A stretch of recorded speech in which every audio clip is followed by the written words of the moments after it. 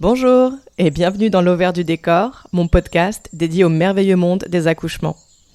Je m'appelle Roxane et je cherche ici à rendre accessibles des notions autour de ces sujets qu'on pense parfois trop compliqués ou réservés au corps médical. En réalité, ça pourrait nous être très utile d'en savoir plus sur tout ça pour pouvoir prendre des décisions éclairées et être actrices et acteurs de nos grossesses et accouchements. Donc je vais décortiquer des études, faire des recherches et tenter de démêler le vrai du un peu moins vrai pour essayer de vous faire des synthèses sur des principes importants, parce que c'est ça mon but avec ce podcast, amener les personnes enceintes à se questionner et réfléchir par elles-mêmes. Le savoir, c'est le pouvoir, vous vous rappelez ? Alors c'est parti. Alors, salut Manon. Salut. C'est trop cool d'être avec toi aujourd'hui. Je suis très contente d'être ici. Merci beaucoup. Et en plus de m'accueillir dans ce petit jardin.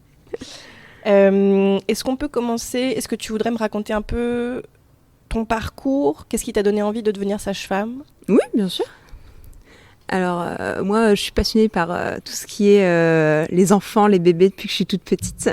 Donc, mon rêve de petite fille, c'était d'être sage-femme. Rêve que j'ai un petit peu perdu en grandissant dans les années collège, lycée, notamment en découvrant d'autres métiers. Et au final, je me suis quand même orientée vers la première année commune aux études de santé. Donc enseignement à la PACES. Donc j'ai pris médecine et sage-femme, mais j'ai suivi le choix du cœur en prenant sage-femme quand même, malgré tout. Choix que je regrette absolument pas aujourd'hui, qui est vraiment incroyable. Et du coup, j'ai fait mon cursus tout à fait normalement, en passant un bac scientifique, en prenant du coup la première année commune aux études de santé, en passant le concours que j'ai obtenu du premier coup. Et ensuite, me voilà en 3e année d'école de sage-femme. Ça se passe merveilleusement bien. Ok, donc on est en 3e année. C'est ça. Et donc il y a 5 ans pour l'instant dans le cursus et ça doit augmenter à 6 ans, c'est ça ? C'est ça. Ok. Et en fait, la 3e année, c'est la dernière année du premier cycle. Donc on voit surtout tout ce qui est physiologie, accouchement normal, à terme, grossesse qui se passe bien. Et dans le 2e cycle, on voit plus, donc en 4e et 5e année, tout ce qui est un peu plus pathologie, pathologie de la grossesse, des bébés en néonat ou en réa, ce genre de choses, beaucoup plus en profondeur, on va dire, dans les pathologies. D'accord.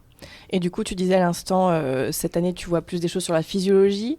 Est-ce que tu peux nous expliquer un peu qu'est-ce qu'on vous apprend concrètement sur la physiologie ? Parce que c'est vrai que c'est une question qui vient très souvent, parce que peut-être que si je recontextualise un tout petit peu pour les gens qui nous écoutent, on s'est parlé un petit peu via TikTok, parce que donc, sur TikTok, je fais des vidéos où j'explique que je suis pas trop d'accord avec ce qui se passe dans le système obstétrical, médical, etc., dont on a vraiment l'impression que la physiologie, le respect de la physiologie n'est pas une priorité du système, voilà, envers les personnes qui accouchent. Et tu t'étais venue vers moi en me disant que tu étais assez d'accord avec ce que je disais et que c'était quelque chose dont tu trouvais que ça manquait un peu dans ton quotidien. Et tu nous en parleras peut-être un peu plus, mais du coup, qu'est-ce que tu vois déjà dans tes études ? Parce que c'est vrai que c'est une question qui revient vachement souvent. Au niveau des études même, vraiment de la théorie de ce qu'on voit en cours, on nous parle effectivement de la physiologie, on va nous parler de comment, en fait on nous parle vraiment c'est très théorique, comment devrait se passer normalement une grossesse, comment devrait normalement se passer un accouchement dans l'idéal en fait. Après on va nous parler des différentes positions qu'on peut adopter, en insistant forcément un peu plus sur la position gynécologique, puisque c'est celle qu'on va mettre, notamment s'il y a une péridurale. Mais on insiste sur le fait que c'est important d'écouter le choix, les souhaits des femmes et du coparent aussi, qui reste très important dans tout ça. Qu'on nous parle du plan de naissance pour favoriser vraiment l'accouchement physiologique dont peuvent rêver les femmes. On nous parle aussi de préparation à la naissance pour que tout se déroule au mieux. Mais à côté de ça, dans la réalité, les choses sont bien différentes parce que la physiologie, c'est beaucoup plus compliqué que ce qu'on voit sur le papier. Mais tant du côté des femmes que du côté du personnel ou même du côté du coparent. Parce que les femmes ne sont pas forcément elles-mêmes renseignées, ne souhaitent pas forcément avoir d'accouchement physiologique. Certaines sont très contentes d'avoir une surmédicalisation avec une péridurale, voire certaines demandent une césarienne d'office parce que ça les rassure. Peut-être parce qu'on est maintenant élevé dans cette idée-là au moins on est protégé. Et donc n'osent pas forcément se diriger vers un accouchement beaucoup plus naturel, beaucoup plus juste entre soi avec son conjoint, ou ne serait-ce que c'est un grand mot, mais un accouchement sans péridurale, pour beaucoup, c'est inconcevable parce qu'elles n'ont peut-être pas non plus forcément les moyens d'arriver à faire ça. Pas les connaissances nécessaires, pas les renseignements ou l'accompagnement nécessaire. Après, il y a aussi le côté soignant, où forcément pour nous c'est aussi plus compliqué, parce qu'un accouchement physiologique, c'est beaucoup plus de temps, malheureusement, qu'on n'a pas forcément, parce que si on a 3-4 femmes en travail, on peut pas être partout à la fois, donc malheureusement, des fois, avoir une femme qui a une péridurale, où on peut suivre exactement comment va se dérouler sa grossesse, son travail, c'est facile. Donc, on privilégie aussi, nous, le côté position gynéco, femme sous péridurale, ça se passe bien, on n'a pas besoin d'être tout le temps avec elles pour les rassurer, pour répondre à leurs questions, même si on répond à leurs questions, il n'y a pas de souci, mais forcément, une femme qui souffre, on va devoir l'accompagner dans sa douleur aussi, ce qui prend énormément de temps. Et après, on se confronte aussi, malgré qu'on puisse être un soignant très dans la physiologie ou une femme très dans la physiologie, il y a les protocoles qui restent là et qui des fois nous rappellent un peu à l'ordre et qui nous disent non, là, il n'y a pas le choix, il va falloir faire ça, même si potentiellement des deux côtés, personne n'a vraiment envie. Mais par sécurité pour tout le monde, entre guillemets, ils sont là et il faut les suivre. Et donc, qu'est-ce que tu entends par sécurité ? C'est parce que, effectivement, quand j'ai des discussions comme ça avec... des soignants, il y a beaucoup une question de responsabilité presque légale. En fait, il y a une peur que le parent se retourne contre l'équipe médicale s'il y a un problème quelque part. Est-ce que c'est de ça dont tu parles ? C'est ça. En fait, c'est pas presque légal, c'est carrément légal. D'accord. C'est que on a tout un suivi du dossier où on doit mettre heure par heure, minute par minute, exactement ce qu'on a fait quand on allait voir la femme. Si on a mis une dose de péridurale, il faut mettre qu'on a mis une dose. Si on a fait un toucher, il faut mettre qu'on a fait un toucher. Tout est très, très, très suivi. Et s'il venait à y avoir un souci, on ressort ça. Et si on ne l'a pas rempli ou pas comme on aurait dû, pas comme les protocoles nous l'indiquent, c'est le soignant qui est en tort, en fait, parce que on ne s'est pas mis dans le cadre réglementaire pour l'accouchement. Donc, c'est même carrément légal, du coup. Donc, on est d'accord qu'au final, il n'y a presque plus un... Enfin, parce que je reprends ce que tu disais, il n'y a presque plus le bon sens, en fait, du moment et du contexte dans lequel on est, où ni soignante, ni patiente n'a envie de faire, donc, je sais pas moi, injection de cytocine de synthèse, par exemple, comme j'aime pas trop celle-ci. Mais vous allez quand même le faire parce qu'au niveau des protocoles, et je sais pas, de la durée de l'accouchement et du temps que la personne a passé à l'hôpital, on est obligé de le faire légalement. C'est ça. Ou s'il y a une légère décélération du rythme, on va tout de suite vouloir accélérer le travail pour que le bébé puisse sortir le plus facilement et le plus rapidement possible. Si une femme est à terme, elle va faire sa consultation de terme, on va lui laisser peut-être 2 jours de plus. Si dans 2 jours, le travail n'est pas commencé, on va lui laisser 2 jours. Et en général, au bout de 6 jours, c'est hospitalisation et on déclenche par sécurité. Après, la sécurité reste relative. Moi, je connais des femmes qui auraient préféré faire un truc naturel, même si ça arrivait à 43 semaines plus 2. Voilà. Parce qu'après, ça reste une date...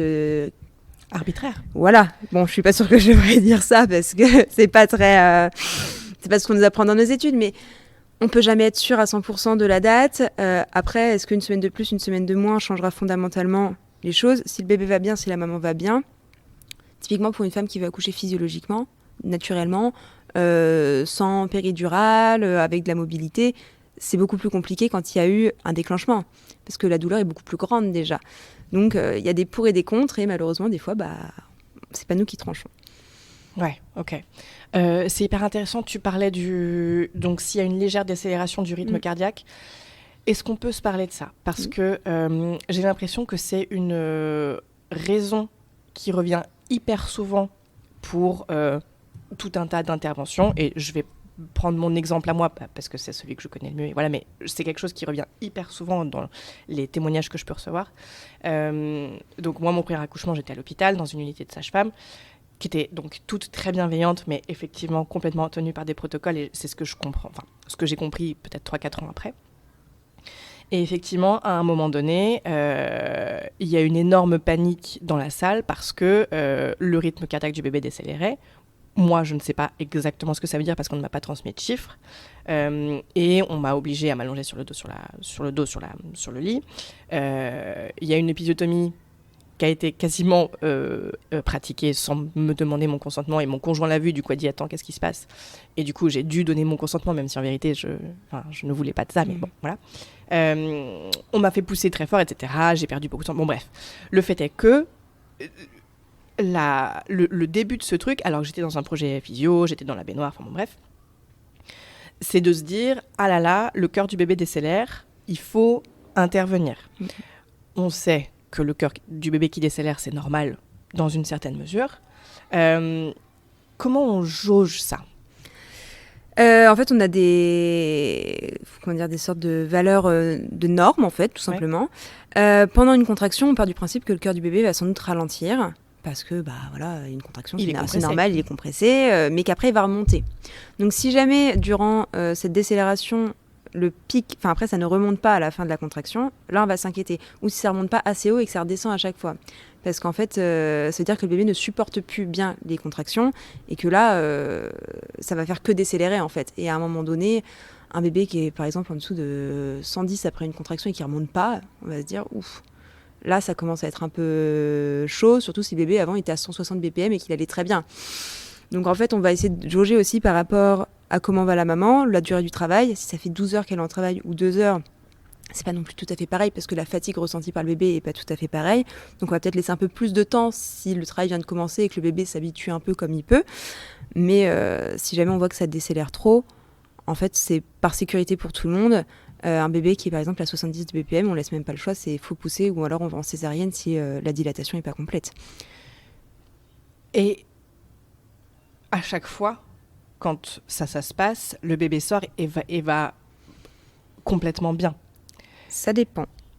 Des fois, après ça dépend, mais ça dépend comme pour tout. Enfin, j'ai envie de dire, des fois on a un bébé qui sur le monito, elle est très très bien, et quand il sort, le bébé va pas très très bien. On peut jamais savoir. Moi, j'ai vu des bébés sortir, on voyait sur le monito un rythme à 80, et en fait, il est sorti, et il allait très bien. Enfin, il a crié tout de suite, il était bien rose. Enfin, ça allait. Et à côté de ça, il y a des bébés qui vont paraître très très bien et qui vont pas aller bien à la sortie. Mais des fois aussi, le monito, ça reste pas une science exacte. Faut aussi se dire que c'est des capteurs, que potentiellement on a pu capter le bébé, mais que c'était le capteur de la mère. Où il y a peut-être une coïncidence à ce moment-là.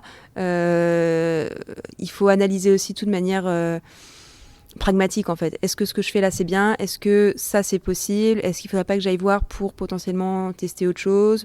Passer un petit coup de capteur ailleurs pour vérifier que c'est toujours le bébé que je capte. Il faut tout en remettre dans le contexte en fait. C'est pas juste sur un écran. Oui, on va voir sur le monitoring, est-ce que là il va bien, est-ce qu'il va pas bien, est-ce que les contractions sont régulières ou pas. Mais après ça, il faut aussi se dire, ok, mais est-ce que ce que je vois là, c'est forcément ce qui se passe? Parce que des fois, on a des coïncidences avec le rythme cardiaque de la mère, par exemple. Pendant une contraction, la mère, elle peut monter très très haut. Enfin, c'est impressionnant même. Donc, est-ce que le rythme qui redescend, c'est le rythme de la mère ou le rythme du bébé? Des fois, c'est pas très clair. Et est-ce que tu as la latitude, en tant que soignante, de faire cette recherche ou non? Parce que, comme tu parlais des protocoles, si tu observes un BPM à 80 et que tu vas le consigner quelque part, tu te sens peut-être tenu d'accélérer les choses parce que s'il se passe quelque chose, il y a la peur de légalement quelqu'un se retourne contre vous. Après, en général, quand on a ce genre de monito qui commence à être un peu pas très très beau, on en discute entre nous et on appelle le gynéco pour avoir aussi un avis autre. Parce que lui, il n'est pas tout le temps là, donc comme ça, il va avoir un regard un peu neuf, entre guillemets, sur la situation. Et en général, c'est le gynéco qui va trancher. Mais le gynéco, il s'en fout de la physio, non? Étonnamment, ça dépend lesquels. J'ai pu rencontrer des gynécos qui étaient très bienveillants et étonnamment plutôt âgés, plutôt sur la fin de leur carrière. Mais j'ai l'impression que les nouveaux gynécos sont un peu plus dans cette idée-là de potentiellement laisser la chance aux femmes d'être dans la physiologie. J'ai même vu des anesthésistes ne pas arriver tout de suite et vérifier que les dames voulaient vraiment la péridurale. J'étais assez étonnée. C'était un peu même perturbée cette demande de la part de l'anesthésiste, on va pas se mentir. Mais non, après je pense que ça évolue dans le bon sens tout ça. Que maintenant on va quand même chercher un peu à comprendre et à peut-être pas infliger à quelqu'un quelque chose qui serait pas utile parce qu'une épisiotomie c'est pas anodin, une césarienne d'urgence c'est pas anodin, c'est hyper traumatisant pour tout le monde. Je pense que maintenant on cherche vraiment aussi le bien-être de la femme et que s'il y a moyen que les choses se passent en douceur, on va le faire. peut-être si c'était un accouchement très physio, peut-être quand même proposer une péridurale si on a encore le temps de la poser au cas où. Mais ça, si la femme ne le veut pas, elle ne le veut pas. Bon, après, si jamais ça se passe vraiment mal et que c'est une césarienne, ce sera anesthésie générale. Donc il faut aussi donner tous les pour, tous les contre, pour que la femme puisse faire le choix en son âme et conscience.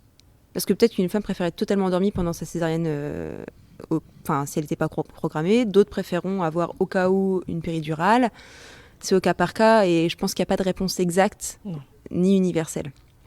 Après, je pense que, pour rejoindre un peu ce que tu disais aussi au début, je pense qu'il y a aussi un énorme problème de mésinformation et de manque d'éducation des femmes qui, effectivement, se disent qu'elles préfèrent la péridurale parce qu'elles ne veulent pas souffrir, mais qu'elles n'ont aucune idée de ce que peut engendrer la péridurale, de risques qu'elle peut comporter.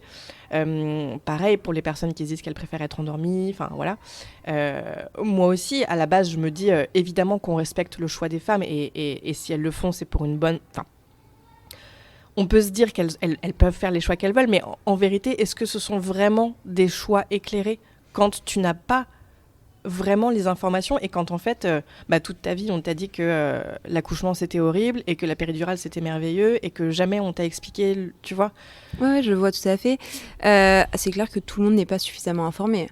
Beaucoup n'ont quasiment pas de suivi de grossesse déjà, ce qui est impressionnant aussi de se dire que certaines, il y en a beaucoup qui ne sont même pas au courant de toutes les visites qu'elles peuvent avoir, les cours de préparation à la naissance, n'en parlons pas. Des fois on se retrouve avec des mamans qui sont totalement paniquées le jour de l'accouchement parce que comment je fais pour sortir l'enfant ? C'est vraiment la poussée et tout, c'est un truc qui est totalement inconnu pour elle. Donc c'est sûr qu'il y a un énorme manquement à tout ça. Les informations ne parviennent pas jusqu'à elle. Elle ne cherche peut-être pas non plus l'information pour X ou Y raison. Et à contrario, certaines sont très très bien informées.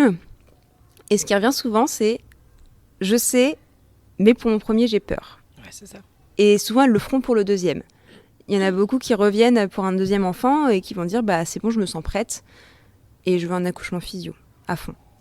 Et alors qu'elles ont eu pour leur premier ou les 2 premiers enfants un accouchement très médicalisé. Mais justement, peut-être en réponse à ça, de ne pas vouloir revivre un truc comme ça. Je voulais revenir aussi, parce qu'on est passé un peu rapidement sur la part de physiologie dans tes études, les études de sage-femme. Parce que j'ai eu l'impression que tu disais, on étudie la physiologie et ce qui devrait se passer normalement. Et moi, dans normalement, j'entends norme. Oui. Et du coup, est-ce que la physiologie, telle qu'elle vous est enseignée, c'est une question effectivement de rentrer dans la norme, et donc je vais partir d'un truc, et ça se trouve, c'est pas du tout ça, mais est-ce qu'on vous dit, normalement, un accouchement, c'est 1 centimètre de dilatation par heure, et c'est ça la normalité, et c'est ça la physiologie, ou est-ce qu'on vous dit, un accouchement, ça peut durer 10 minutes, comme ça peut durer 1 semaine, sans que ce soit problématique, en vérité, tant que tout le monde va bien, tu vois. Qu'est-ce que ça veut dire, la physiologie ? Nous, dans nos études, c'est plus normalement 1 centimètre par heure. Sur un 2e ou 3e enfant, ça va plus vite. On nous dit que ça peut aller plus ou moins vite. Mais à côté de ça, on nous dit aussi, si jamais la poche est rompue, que le travail ne se met pas en place, c'est antibio, c'est machin, c'est pas non plus très physio que de faire venir quelqu'un à l'hôpital pour lui donner des traitements et tout ça, au cas où ça se mettrait en place, mais qu'en fait, le travail ne commence pas. C'est sûr que la physiologie qu'on étudie, c'est effectivement plus des normes. Ouais. Parce que nous, ce qu'on appelle une grossesse physiologique, c'est une grossesse normale, une mère et un bébé qui vont bien. Oui, c'est ça. Un accouchement qui normalement devrait bien se passer. Mais on n'apprend pas la physiologie comme potentiellement nous on peut l'entendre, à se dire un accouchement ça peut se faire dans l'eau, ça peut se faire chez soi, ça peut se faire sur le côté, en position accroupie soutenue, on n'a pas forcément toute cette dimension-là, ce qui peut faire que si on ne se renseigne pas non plus de notre côté, une dame très très à l'écoute d'elle-même déjà, à la base, ou une dame très très renseignée, parfois va être plus renseignée que nous en fait sur nos premiers accouchements un peu physio, ça peut être un peu impressionnant. Donc, il faut quand même une grosse part de recherche de notre part en tant qu'étudiante et en tant que future soignante pour se renseigner sur ce que c'est que la physiologie réelle, pourquoi est-ce qu'une femme ne pourrait pas accoucher à la maison finalement. Et ça, on ne nous dit pas dans nos études qu'une femme ne peut pas accoucher à la maison. On nous dit juste qu'il n'y a pas assez de sages-femmes libérales faisant des accouchements à domicile pour que ce soit réellement sécuritaire pour tout le monde. Parce que s'il n'y a pas de sage-femme ou un soignant, s'il y a un souci, bien sûr qu'une femme peut accoucher toute seule, mais c'est toujours rassurant aussi pour les parents d'avoir quelqu'un qui sait, au cas où. Ouais. Parce que accoucher tout seul, si on n'est pas bien renseigné, alors. c'est pas le même business non plus, quoi. Ouais. Je trouve qu'il y a... J'entends plusieurs points de vue, moi, et moi, je suis plutôt du point de vue de ce que tu dis là, mais je voudrais apporter une nuance. Donc, il y a des gens qui disent, donc dans cet univers des naissances libres et physiologiques 100%, qui disent que les personnes enceintes n'ont pas besoin de s'éduquer parce que ça leur mettrait plein de chiffres et plein de trucs dans la tête et qu'elles n'en ont pas besoin et que instinctivement le corps sait faire. Moi, j'aime bien ce truc-là, mais bon, moi, je sais que je fonctionne pas comme ça. Peut-être que ça marche pour des gens, mais moi, je sais que je fonctionne pas comme ça. Moi, j'ai beaucoup besoin de comprendre et d'avoir des chiffres et de comparer des trucs et fondamentalement de comprendre ce qui va se passer. Je peux pas me laisser aller. Et je suis 100% d'accord avec toi sur ce truc de se dire, je pense qu'on a besoin d'une personne expérimentée. J'ai pas envie de dire sachante, parce qu'il y a ce truc sachant, non sachant que j'aime pas du tout, mais je pense qu'il y a besoin d'une personne expérimentée, présente, pour garder l'espace. On parle beaucoup de garder l'espace, c'est Michel Audin qui dit ça beaucoup. Mais j'ai l'impression que ça c'est pas accessible en fait.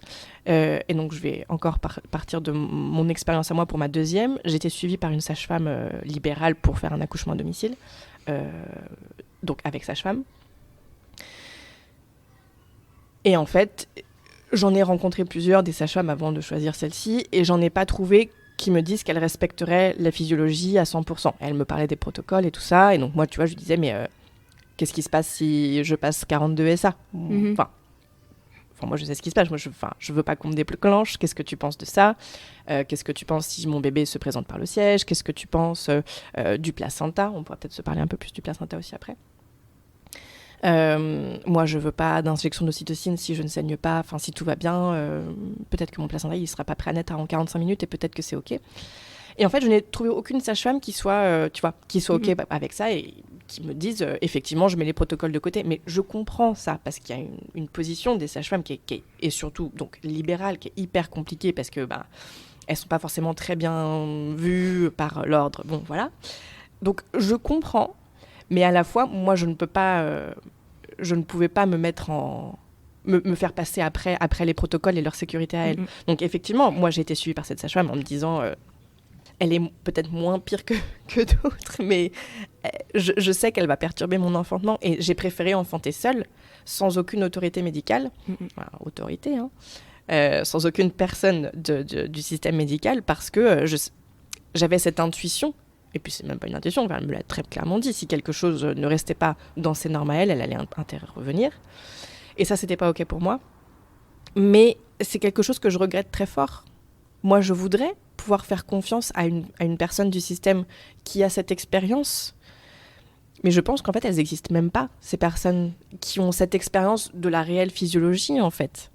Effectivement, je commence aussi à douter de tomber un jour sur quelqu'un qui sera extrêmement physio. Parce que on nous laisse pas forcément la possibilité. C'est ça. Ne serait-ce faire des accouchements à domicile, les assurances pour être sage-femme faisant des accouchements à domicile, c'est quasiment impossible à avoir. Il y en a beaucoup qui sont tous les ans en procès parce que un gynéco se retourne contre elle, une patiente se retourne contre elle, X ou Y a un souci et ça se retourne contre elle et elle passe au tribunal alors qu'elles ont juste voulu respecter le choix d'une mère de faire, entre guillemets, comme elles l'entendent. Parce que les femmes aussi veulent accoucher chez elles, parce qu'être à l'hôpital, avoir une sage-femme qui s'occupe en même temps de 3 femmes en travail, c'est compliqué. Mais c'est compliqué des deux côtés, tant du côté soignant que du côté soigné, parce que c'est du stress pour tout le monde, c'est de l'énergie pour tout le monde, de se dire, mais si elle n'est pas là à ce moment-là, comment je fais ? Ce qui est réel, ce qui est très légitime comme question. Mais en fait, il n'y a pas le choix et il n'y a pas trop d'autres possibilités. C'est un peu soit je vais dans une maternité en espérant qu'elle soit physio, donc potentiellement de niveau 1 où il se passe moins de problèmes, mais il faut aussi que la grossesse s'y prête. Soit j'accouche chez moi, mais en même temps, un accouchement à domicile, si la grossesse ne s'y prête pas ou que l'accouchement risque de mal se passer, c'est pas possible parce que les sages-femmes ne prendront pas le risque. Et tout ce qui est maison de naissance, ça devait évoluer et ça régresse. Donc en fait, on laisse pas le choix aux femmes. Non. Alors que moi personnellement, je suis très partisane de tout ce qui est maison de naissance parce que je trouve que c'est un très bon compromis entre l'accouchement à domicile, qui peut stresser des gens, mais qu'en même temps, ils n'ont pas envie d'être à l'hôpital parce que ils sont pas chez eux et c'est pas cocooning pour avoir un bon développement pendant l'accouchement, qu'une bonne maturation du col, etc. Mais d'un côté, tu as la côté sécurité que si jamais il y a un souci, en maison de naissance, on est quand même collé à un hôpital ou très proche d'un hôpital et on y est tout de suite. Mais en maison de naissance, est-ce que tu n'es pas encore plus prise par les protocoles ? Enfin, pas encore plus par rapport à la maternité, j'imagine qu'il y a un tout petit peu plus de souplesse, mais par rapport au domicile, par exemple ? Normalement, une maison de naissance, il n'y a quasiment rien de médicalisé. C'est-à-dire qu'il n'y a même pas de... C'est vraiment comme un appartement, enfin la théorie, tu vois. C'est comme un peu un appartement où on est avec la personne qu'on souhaite, enfin son conjoint ou potentiellement aussi une doula ou quoi. Et on accouche comme on veut, dans la position qu'on veut, on prend le temps, on va à son rythme en fait.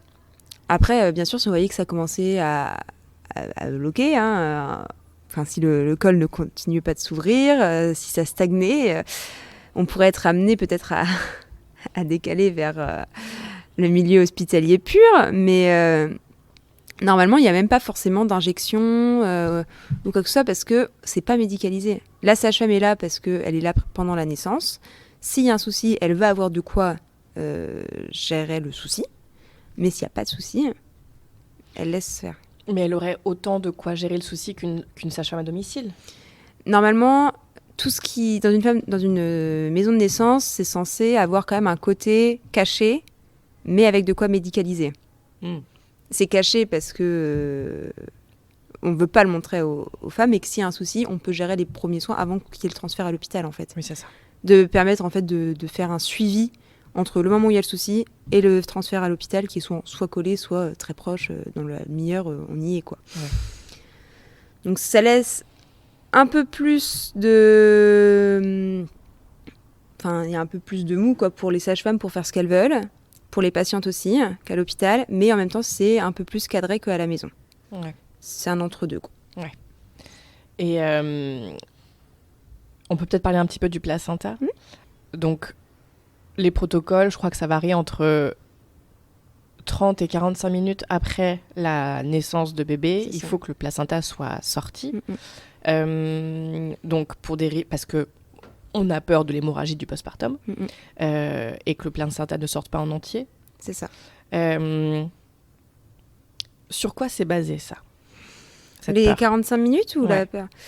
Je saurais même pas dire exactement, mais on part du principe que si ce n'est pas sorti assez rapidement, déjà il y a toujours l'injection d'ocytocine au moment du passage des épaules du bébé pour qu'il y ait une bonne contraction de l'utérus. Donc moi, pour être honnête, je n'ai jamais vu un placenta sortir après une demi-heure, 45 minutes. Ah, attends, tu parles d'un truc que je connaissais pas.